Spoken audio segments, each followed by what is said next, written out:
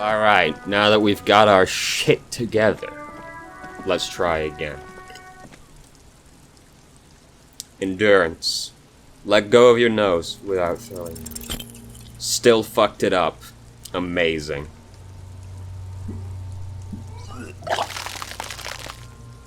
Even after getting our shit together.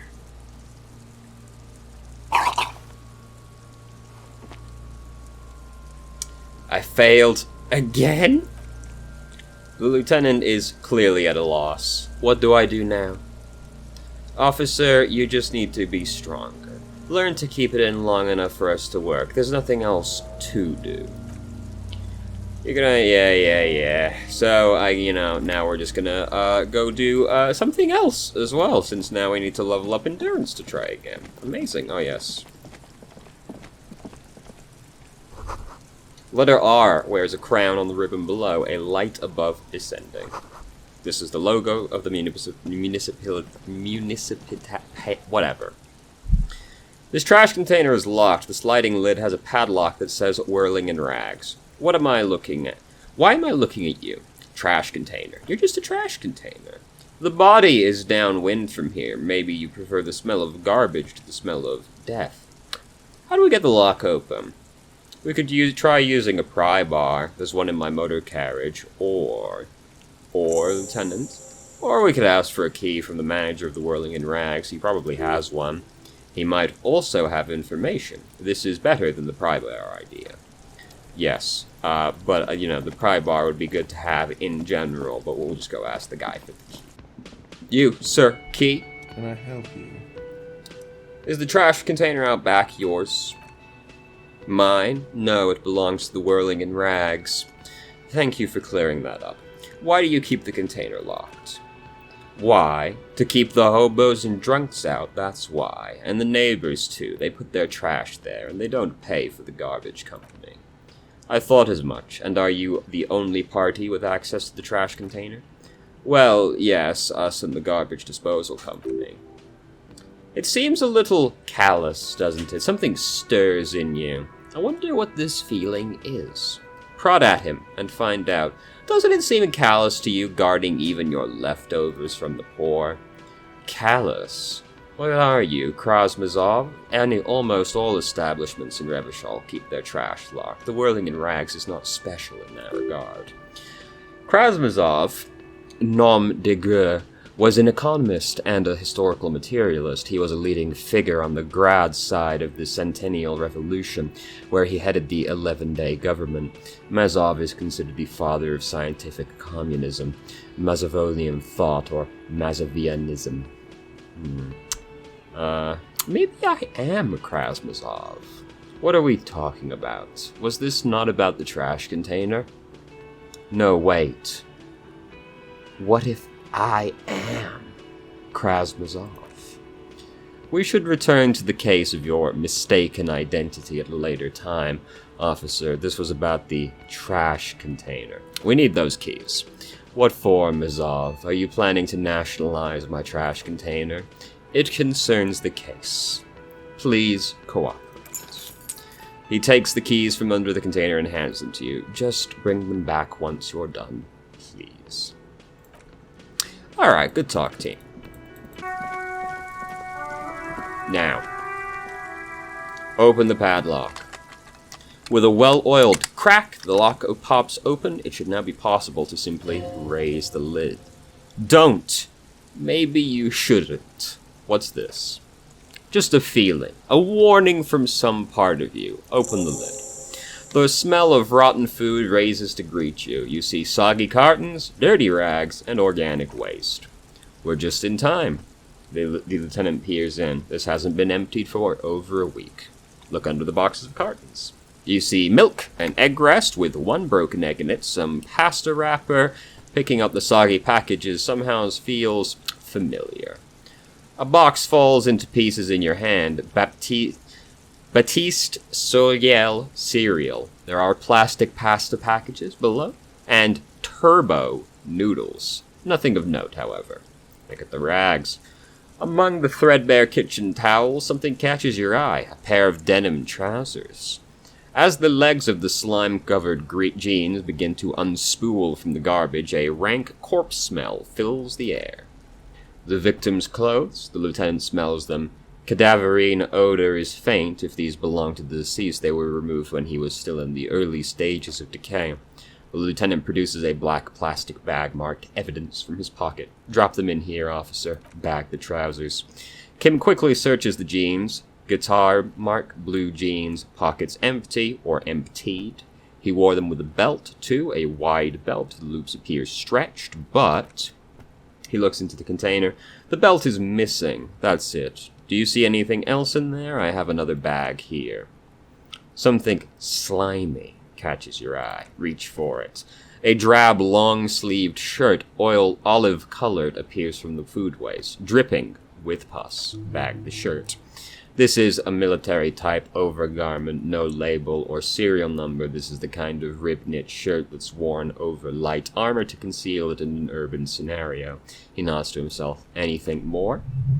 The rest of the rags are just kitchen-variety waste. A yellow old mug catches your eye, but other than that, a thrown-out towel, a mug, that's all.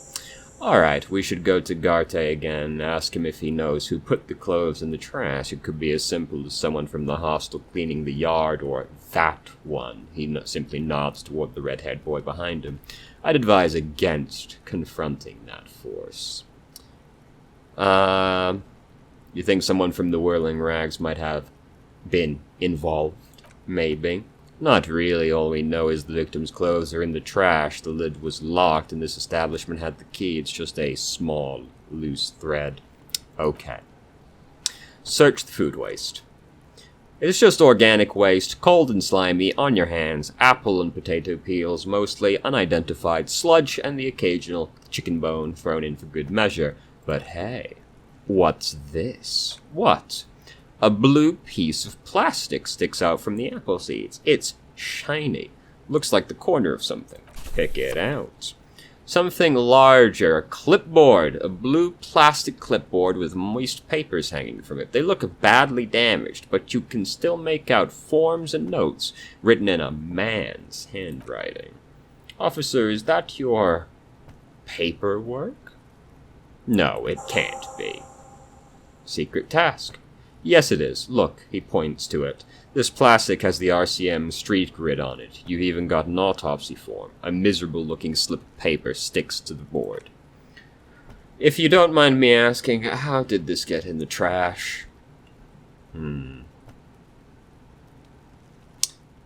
It has a foreboding quality to it. Maybe I needed to lose it for the great bloodletting to begin. What are you talking about? I speaketh the tongue. Doeth thou also thorough inventories? He points to the ruined notes. You should take stock of your notes. Make sure it's all there. Official notes contain informants' names. If some of it has fallen into the hands of the RCM's adversaries, bloodletting may well ensue. Okay, I'll do that. It would also not hurt to start taking notes on the case. He peers into the trash where soggy cartons and rags stink uninvitingly. Now, tell me what your eagle eyes see, or are we finished? The mug. I'm getting that mug, too. You pick out a broken mug with an oddly racist depiction of the yellow man frolicking in saffron. An antique, only in its social sensibility. Take the mug. The man briefly glances the mug, then returns to the site of the trash. Close the lid. That's one thing off the list. The lieutenant sounds relieved. I think we got it all. Let's investigate. The ledger. It looks great. It's the ledger you found in the trash, a pitiful cabbage of white and yellow papers hanging from plastic board, barely held together by a metal clip. This sad display is made complete by the faint smell of urinal cleaner. Anything else? There's a piece of toilet paper, or is it cleaning tissue? No, it's toilet paper, desperately sticking to the back of the blue plastic clipboard. It's a metaphor. For you. Thank you, waterlogged ledger, for spelling it out for us. Inspect the toilet paper. It's just toilet paper sticking to the back of the clipboard. You can take it off if you want. Maybe it's kitchen tissue? They look exactly the same. If you want it to be kitchen tissue, it can be kitchen tissue. It is not, though. It's toilet paper. Take it off. Leveled up off removing the toilet paper. Sick. Still wet, the toilet paper, I mean kitchen tissue, sorry, peels off the plastic easily. All you have to do is shake off your finger, and voila, the ledger now looks marginally better. Inspect the clip. An aluminium block runs the width of the board. Biting down on the paperwork, its crocodile teeth are the only thing keeping the papers together. A regular pencil, the tip worn down to nothing, has been attached to the clip. Run your finger across the aluminium. The surface is interrupted by a silvery sticker. It's rectangular, sparkling with iridescence. You don't know how you didn't notice it before. Hey, Lieutenant, what's this? What? He is lost in his own notes. It takes a moment for him to see it. That thing? It's a halogen watermark. We use it for adding information to the RCM property. Interesting. What kind of information? It depends. Aside from an anti-counterfeiting stamp, mine has my station number and address. The information varies by date of issue. Maybe yours will have how many cases you've solved. How can I read it? Any capable light with the right wavelength will do. Like, for example, all RCM vehicles have headlights designed to reveal halogen watermarks. Mine too. This means you can read the watermarks if you turn the lights on. That's all, thank you. Okay, he returns to his neatly kept notes. Browse the white papers. They're not exactly white. They're yellowed in patches by sunlight and alcohol, covered in dense blue handwriting. Ink escapes into watercolor patterns, reaching its tendrils across the entire page. The paper itself is checkered with faint red lines, forming short paragraphs. Once in a while, there's a red stamp that exclaims, "Case files! Commit to paper." The case files themselves are plenty. You count more than 100 sodden, clumped up, earmarked pages falling apart in your hands. They appear to be sufficiently organized and extremely dense, if mostly illegible. What is in there? What are they about? Work, strife, poverty, the Jamrock Quarter. These are handwritten logs of investigations dating back to January 51. This year. The exact number is hard to estimate due to missing pages and an odd naming convention, but there are at least 20, maybe 30 cases undertaken, not completed, mind you. It's the middle of March. You have attempted 2 cases a week on average. Is 2 cases a week a good caseload, Lieutenant? Huh? He raises his notes from his notes. 2 complex cases to undertake is a lot. Yes, you really have to push yourself. I would not suggest it unless you start making mistakes. 2 cases a week appears to have been my load, Lieutenant. I'm not sure I completed them, though.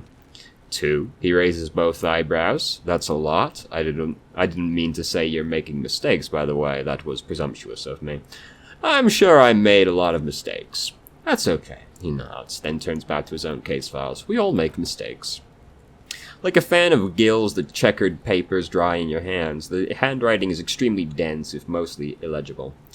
There was mention of a naming convention here. Yes, it appears you employ a, shall we say, robust yet literary system. Each investigation has its case number written on the margins, yet still more tellingly, most are accompanied by a name. A title, one might even say, one that draws inspirations from Snoop fiction and Vespertine cop show staples. Oh my, they're written in capital letters, too. Yes, all caps. One is called The Next World Mural, another, The Square Bullet Hole Murders, another yet, The Unsolvable Case. More. Others appear more lighthearted. The Guys on a Couch in an Unexpected Location, and The Murder at the Hookah Parlor. Even the rare article-free Collapsing Tenement. Murder features prominently throughout. It's going to take an effort to piece these case files together, but it can be done later once you're done inspecting them up close. Kim, my cases appear to employ some kind of naming convention. You mean the alphanumeric officer precinct, time of arrival and scene? No, I mean a non-numeric one, with titles. Oh, you mean the titular, yes. Well, so do I. In our defense, almost everyone in the RCM does. Why is that? It's a holdover from the early days of the RCM, right after the revolution, when the organization had little idea how to do things. It persisted in an unofficial capacity. Officers use these titles to refer to their work among themselves. I seem to have named a case the Square Bullet Hole Murders. Again, in your defense, I seem to have named one. He peeks into his notes. The man with the hole in his head. That was a real person. His death was real. Still, I named it that, to amuse myself. He smiles. I pray his loved ones never find out. What happened to him? Rail spiked through the head. He died. It was a workplace accident. Well, count the pages. I have to open an official case. Is there room? There is, for precisely one more. 15 pages near the end remain untouched by the damage. The checkered grid forms a structure of passages, breaking the case into subtasks to accomplish. Once all the tasks are accomplished, the case is complete. Commit to paper using the pen Lana gave you. The tasks you've completed follow out of the kind green ape pen in a brash freehand similar to the rest of the letters. The wording comes easily, it's almost robotically simple, a language developed for mental rigor and simplicity. Inspect victim's body. Interview the cafeteria manager. It's not exactly poetry, but poetry would be out of place. Cross out the ones you've already finished. Amazing. A satisfying slash sounds across the paper. You're done, it seems to say. And you, and you. Things to be done and things already done. The composition of reality. This is an extremely useful tool for a detective of the citizens' militia. Now all that remains is to name the case. Lieutenant, have you by any chance named our case? No, actually. Any ideas? Yeah, the hanged. The Furies are at home in the mirror seems a little extravagant. The Hanged Man. Great, that's great. That's actually what I was thinking too. The Hanged Man. Good, strong name. We have a very good name for the case now. He flips through the page of his notebook. I'm going to start calling it the Hanged Man. It's good we sorted this out. I'm done expecting these. Close those. But... oh, logic. Yeah, fucking let's do it, brother. Yes, you can piece them together using the alphanumeric code on the margins. It always begins with HDB41, then date of initialization and date of arrival on the scene, followed by the title. For example, HDB41120117:00, the next world mural. Wait, HDB41, weren't those officer precinct? Yes, your precinct number is 41, and HDB... every last alphanumeric in the files begins with it, and these are your case files. It's safe to say HDB are your initials. Those aren't my initials. I'm not feeling them. Feeling isn't really the jurisdiction we're in right now. How long does it take to read a case? It takes about half an hour to piece one together using the system you devised. Where do you want to start? We will revisit them later. We still have things to do during the day. Let's see. Browse the yellow papers. In the back, you see thin, translucent copier paper. Some neon yellow, some bright red, all covered in boxes like marching armies. These look like official forms waiting to be filled out. Then rip them from the binder and hand them out according to the type of form. What types of forms are there? 3. The topmost are misconduct fines, the middle ones are station calls, and the bottommost are field autopsy forms. Each is easy enough to make sense of. You don't have to be an intellectual giant to do police work. Misconduct fine. A monetary penalization ranging from 200 to 250 real. Severe cases allow for 1,000 real, but these require special paperwork. The details of issuing these fines are spread out over the rest of the fields, but they appear pleasantly vague. Station call. These are quite sinister in tone. They give a date and time for the person to appear at the specified precinct station. Below the call are the criminal charges you risk by not appearing. Field autopsy. A dozen pages of thin copy paper, bright red in color. You see the parameters of a deceased human form waiting to be filled in. Age, sex, condition of internal organs, blah, blah, blah. Closed forms. Yes, all that remains now is to fill those forms and hand them to people. Fine for wrongdoers, interviewers, requests for bad guys, and field autopsies to dead people. What delicious power hid within this pathetic mess. You feel better. The rest of the stinking cellulose is much worse for wear, being sandwiched between the board and the rest of the paperwork. Must have spared the fragile copier paper. Look at the clipboard. It is made of dark blue plastic hard enough to beat someone to submission with. The edges are rounded, however. The U4 size board feels thick and heavy in your hands. Light shimmers on its wet surface. On the back, you see in embossed letters RCM. Shake the ledger. Something rattles inside ever so lightly. Is there a hidden compartment? Permeables. It's not hidden per se. The compartment is made for permeable materials that would get damaged if something happened to it. Peek inside. The plastic shimmers like lapis lazuli, but it is not see-through. You cannot see to its center. How would I open it? With your hands, U4 size pages hang from the clip screwed to the top. Well, it's not great, but let's try. We did it. The two sides of the board appear slightly misaligned, like a drawer that's come off of the slides. If you bend the plastic on your knee slowly, the slide snaps back into place. It should be possible to just, slide the drawer open. Without resistance or sound, the two panels move against each other. The compartment is now open. What's inside? 2 ticket stubs and a handmade postcard. Pick up the ticket stubs. 2 octopuses are smiling, reaching their tentacles toward each other in the colored pencil drawing. The tickets permit access to a zoo in Revachol East. The aquarium costs extra. These let you go there too. Fucking kill yourself, you asshole. It seems a bit extreme. Let's pick up the card. The thin wax paper has been glued to a piece of cardboard. Sounds like leaves rustling when you pick it up. You see violet flowers, floral patches of glue. Smell it. It smells of chewing gum, apricot flavored. A touch of cinnamon, the end of summer. You think the label says tutti frutti. Open it. Familiar handwriting lines the inside of the card, looped round letters in a woman's hand. A young woman in her 20s. There is a care, effort, and a smile, you think, although that is not something you can read from someone's handwriting. Harry, it begins. You're already reading. I wanted to write you a letter so you can read it when you wake up. Maybe it will make you happy. Throw it away, please. But it will make me happy. A merciful wind blows in from the bay of Revachol, dusting the ground at your feet and raising newspapers far away. You feel the card slipping into it. Hold on to it. Read the card. Your hands shake holding on to it.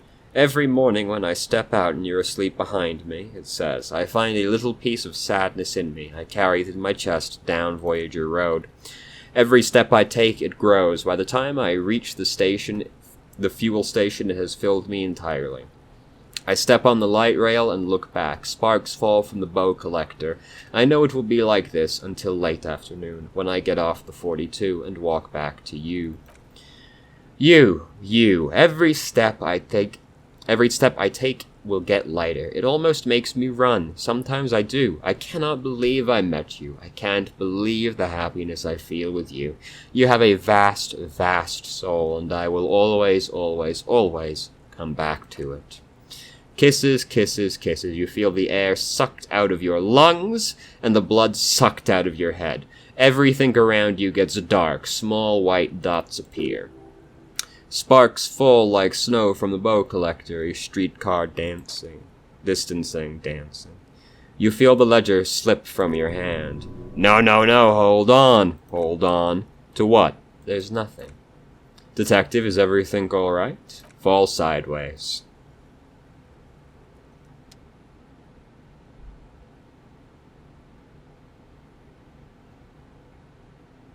You're not serious, it has to load.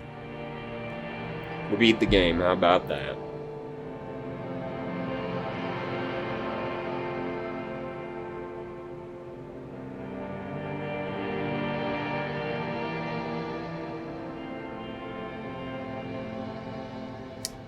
Begin. There is nothing.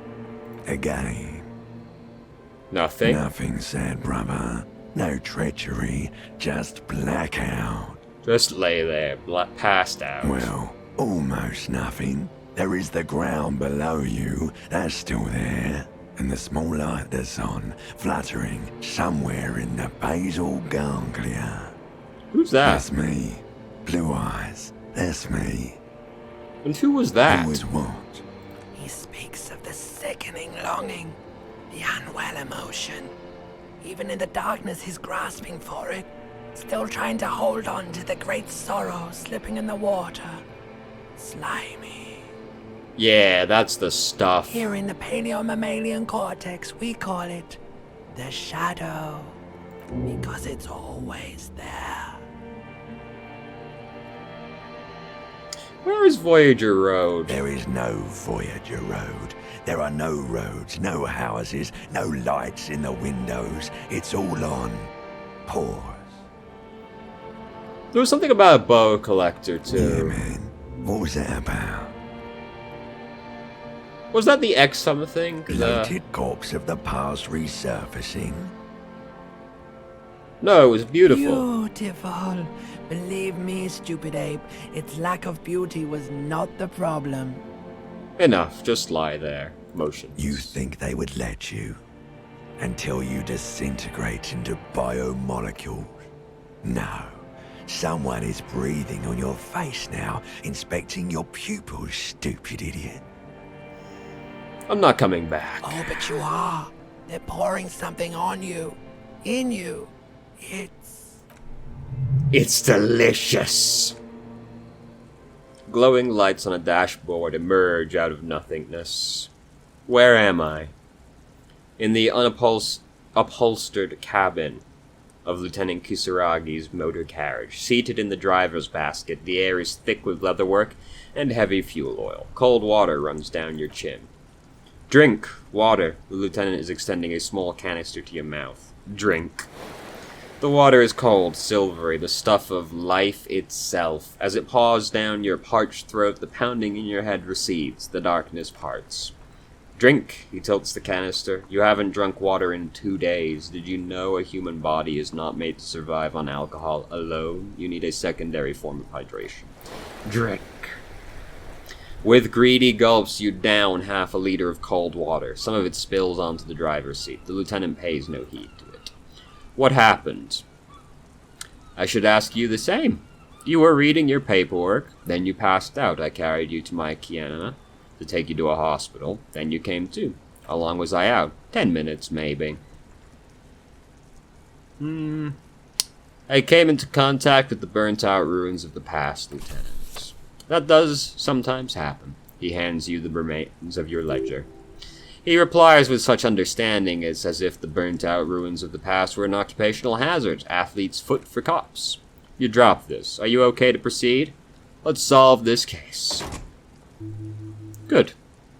The Ledger of Failure and Hatred is a special item that can be used both as an interactable and a tool equipped in your hand for skill bonuses.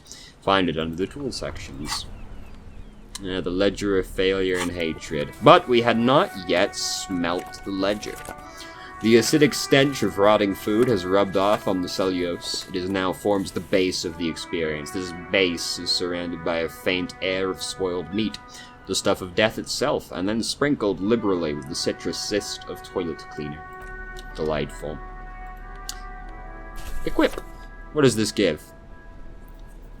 +1 Inland Empire, +1 Empathy, -2 Authority. That's okay, I don't think anybody's looking to us as a symbol of authority, to be honest.